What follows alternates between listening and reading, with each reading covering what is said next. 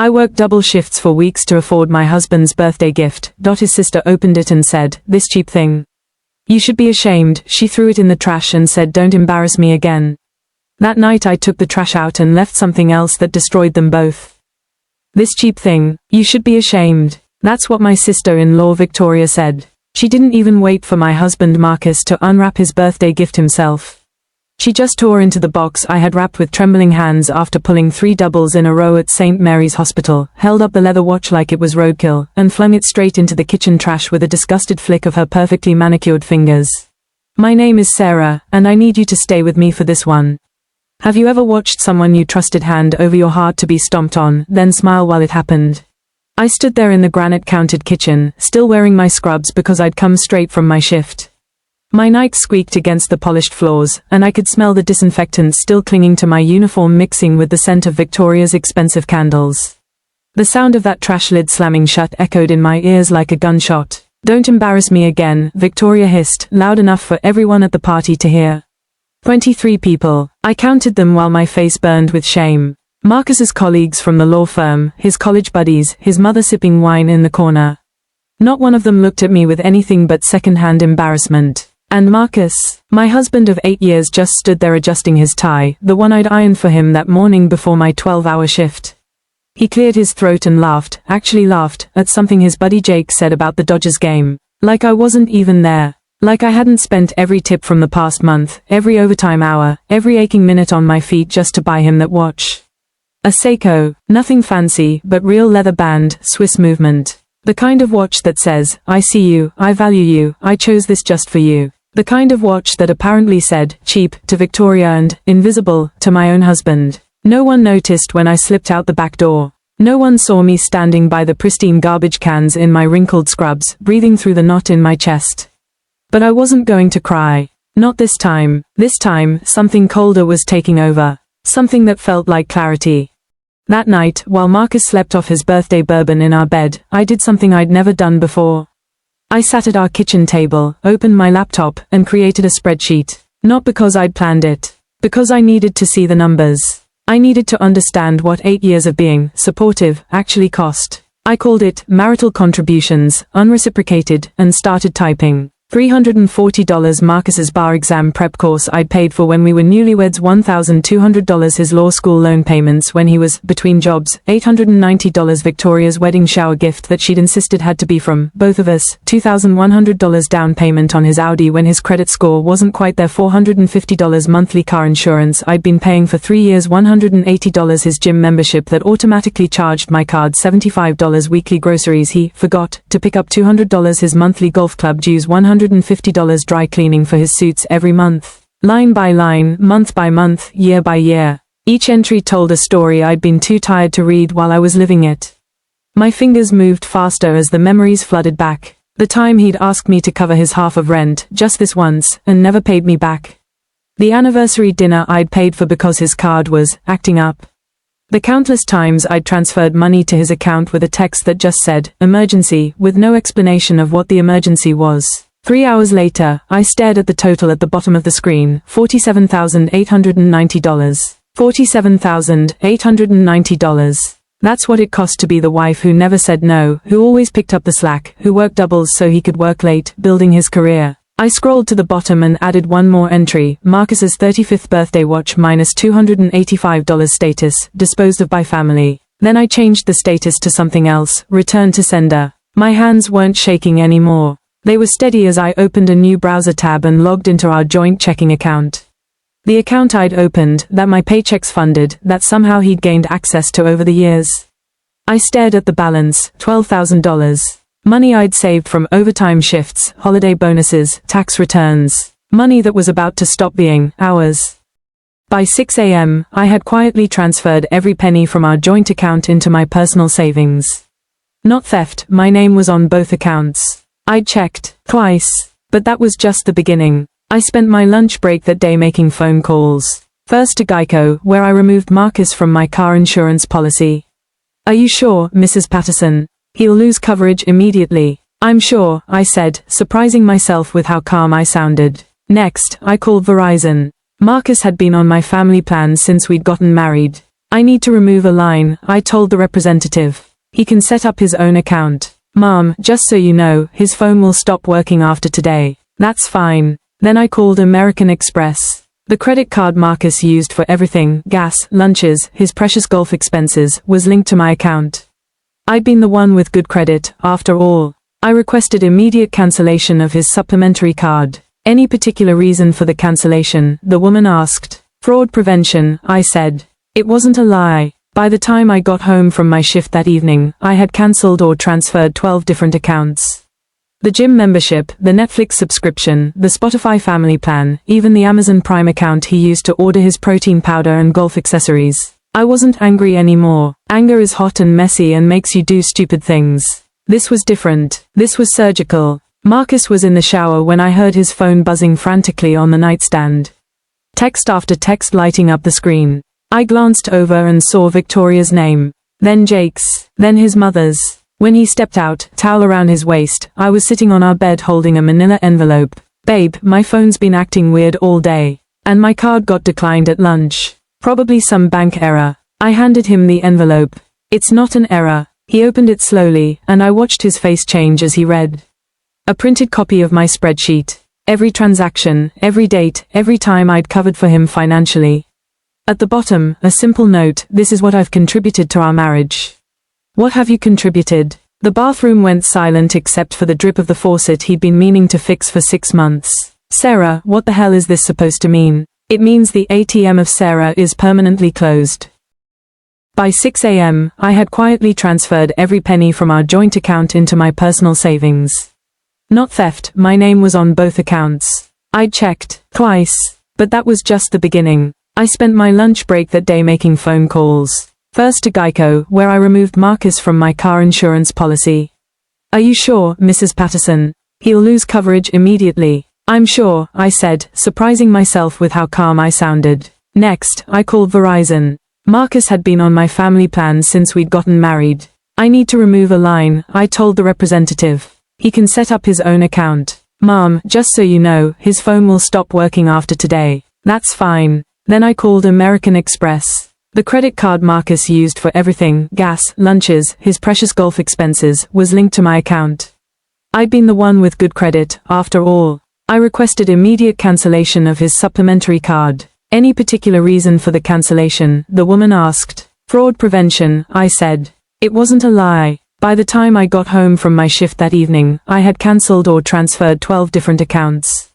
The gym membership, the Netflix subscription, the Spotify family plan, even the Amazon Prime account he used to order his protein powder and golf accessories. I wasn't angry anymore. Anger is hot and messy and makes you do stupid things. This was different. This was surgical. Marcus was in the shower when I heard his phone buzzing frantically on the nightstand. Text after text lighting up the screen. I glanced over and saw Victoria's name. Then Jake's. Then his mother's. When he stepped out, towel around his waist, I was sitting on our bed holding a manila envelope. Babe, my phone's been acting weird all day. And my card got declined at lunch. Probably some bank error. I handed him the envelope. It's not an error. He opened it slowly, and I watched his face change as he read. A printed copy of my spreadsheet. Every transaction, every date, every time I'd covered for him financially. At the bottom, a simple note, this is what I've contributed to our marriage. What have you contributed? The bathroom went silent except for the drip of the faucet he'd been meaning to fix for 6 months. Sarah, what the hell is this supposed to mean? It means the ATM of Sarah is permanently closed. For the first time in 8 years, I came home to silence. Not the comfortable silence of shared space, but the sharp silence of absence. No Marcus channel surfing, no golf commentator droning from the TV, no dirty dishes left for me to clean. Just quiet. I made myself dinner, real dinner, not the grab-and-go meals I usually ate between shifts.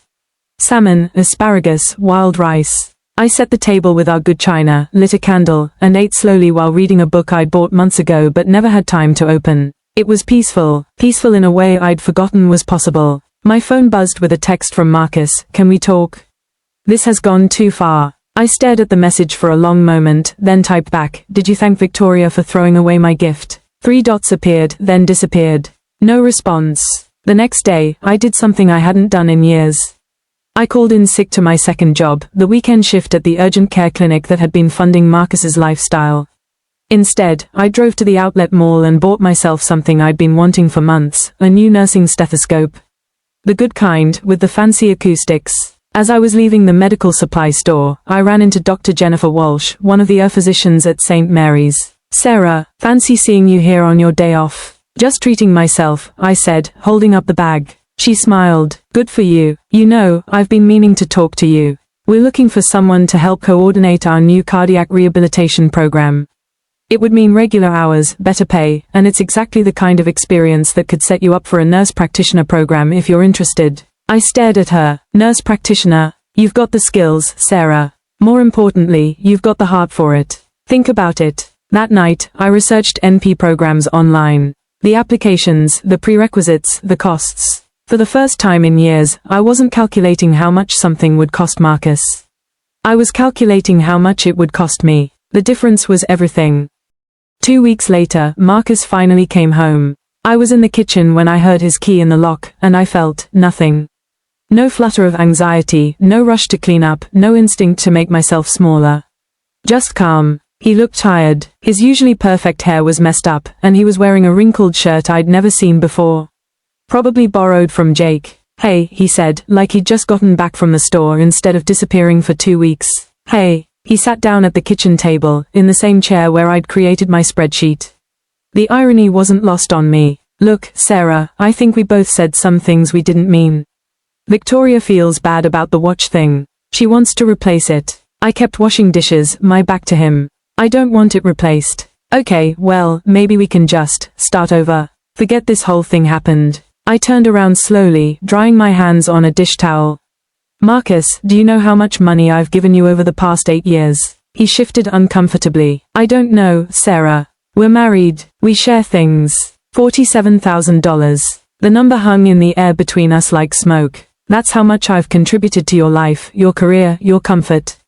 And you want to know what you've contributed to mine?" I walked to the counter and picked up a manila envelope, a different one this time. Criticism, neglect, and the constant message that my effort isn't worth acknowledging. I handed him the envelope. "These are divorce papers, Marcus. I filed them yesterday." His face went white. "Sarah, you can't be serious. Over a watch?" "It was never about the watch." I pulled out a small wrapped box from behind the fruit bowl on the counter. The same gold wrapping paper I'd used for his birthday gift. The same ribbon. I went back and got it. "The watch, from Victoria's trash." His eyes widened as I set it on the table between us. "But I'm not giving it to you. I'm giving it to someone who will actually appreciate it. Someone who understands what it means when someone sacrifices for them." I opened the box and showed him the watch, still perfect, still ticking. "I'm donating it to the silent auction at the hospital. For the children's cancer ward. They'll auction it off to raise money for families who can't afford treatment." Marcus stared at the watch, then at me. "You're really doing this? You're really leaving?" "I already left, Marcus. I left the moment you stood there and watched your sister throw my love in the trash. I just hadn't moved out yet." 6 months later, I'm sitting in my new apartment, a small one-bedroom above a coffee shop that smells like cinnamon rolls every morning. The walls are thin and the heater clicks too loudly, but it's mine. I kept the manila folder with all the receipts, not because I need reminders, but because it grounds me. Every line item tells a story of a woman who gave too much and finally learned to give to herself. The cardiac rehabilitation coordinator position turned out to be everything Dr. Walsh promised. Regular hours, better pay, and the respect that comes with being seen as a professional instead of a support system. I start my nurse practitioner program in the fall. Last week, I got a voicemail from Marcus. His voice sounded different, smaller, somehow. "Sarah, I've been thinking about what you said. About the $47,000. I guess I never added it up like that. Victoria says I should fight the divorce, get half of everything, but..." A long pause. "I don't know, maybe I don't deserve half of everything. Maybe I never did." Another pause. "I kept thinking about that watch. About how you worked those doubles to buy it. I never thanked you for that. I never thanked you for a lot of things." I saved the voicemail in a folder labeled, "Too Late," and deleted his number. That evening, I was walking home from the grocery store when I saw a familiar figure struggling with a broken-down Honda in the parking lot. It was Maria, one of the nurses from the night shift, juggling her purse, a bag of groceries, and a crying toddler while trying to call for help. I walked over without thinking. Hey, need a ride? She looked up, exhausted and grateful. Sarah, I couldn't ask you to. You're not asking. I'm offering. As I helped her load her groceries into my car, she said, you know, people always say nurses take care of everyone but themselves. But you seem different, happier. I smiled as I buckled her little boy into my backseat. I learned something recently. Kindness doesn't make you weak. It just needs better directions. We drove through the city streets, past the house I used to share with Marcus, past the country club where he played golf on my dime, past Victoria's perfect suburban palace. I didn't feel anger or sadness when I saw these places. I felt free, because I'd finally learned the difference between being generous and being used. Between supporting someone and disappearing for them. The watch that Victoria threw away. It raised $800 at the hospital auction. $800 for children who needed healing, given by people who understood the value of sacrifice. That's what love looks like when it finds the right home. As for Marcus and Victoria, I heard through the hospital grapevine that he had to sell the Audi. Apparently, maintaining a lifestyle is expensive when you actually have to pay for it yourself. But that's not my story anymore. My story is the apartment that smells like cinnamon rolls, the stethoscope I bought myself, the acceptance letter to nursing school that I hung on my refrigerator with pride. My story is learning that the best gift you can give yourself is the courage to take back what you've given to people who don't deserve it. And this time, I'm keeping the receipts.